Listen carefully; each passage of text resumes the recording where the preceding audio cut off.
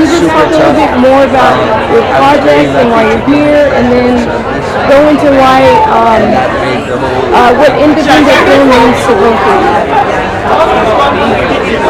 Our project is called How to Blow Up a Pipeline. It's a heist film about a group of environmental activists who destroy an oil pipeline as a form of protest against the climate crisis and the use of fossil fuels.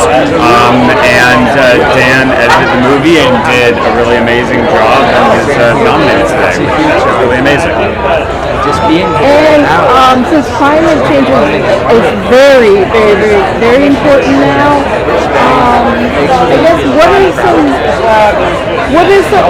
ways besides not only seeing your very important film, but what are some ways that people can just do things in everyday life that can maybe help in the world? Because I know that is.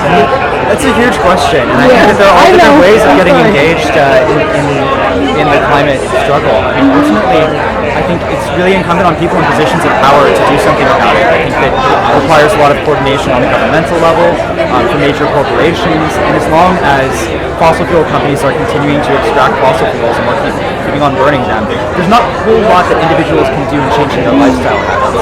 So it's much more, I think, about putting pressure on people in positions of power to do things.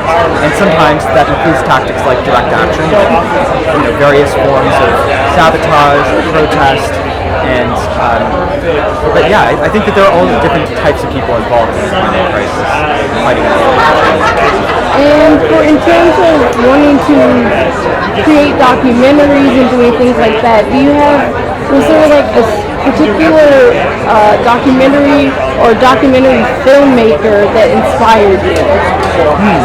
Well, our film is a fiction film, but we did take a lot of inspiration from documentaries like If a Tree Falls, the Marshall Clark film.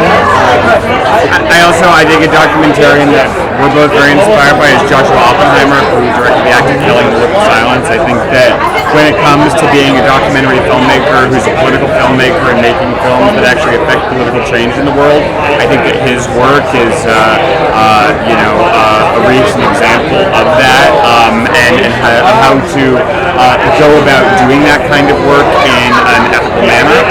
I think he's a real shining example and somebody we both really look up to. And sorry for the mix-up, because I was in the last movie.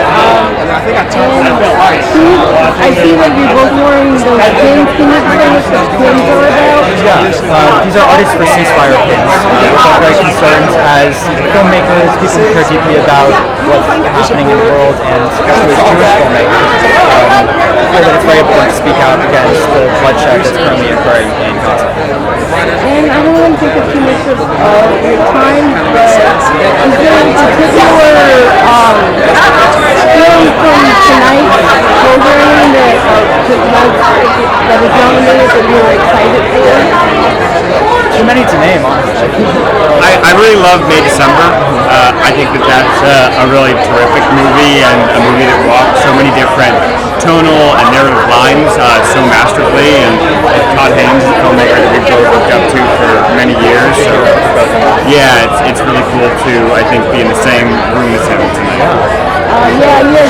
Passages, also May December, Now to Meet the Falls. I love the name of the show. That was one of my favorites as well.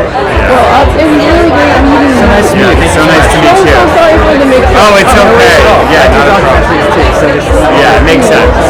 Yeah, that's because it's kind of like how the film kind of came across. It was very much like... Yeah. No, I'm a voter, so yeah. It was great meeting you guys. Awesome. So good to meet you. Thank you.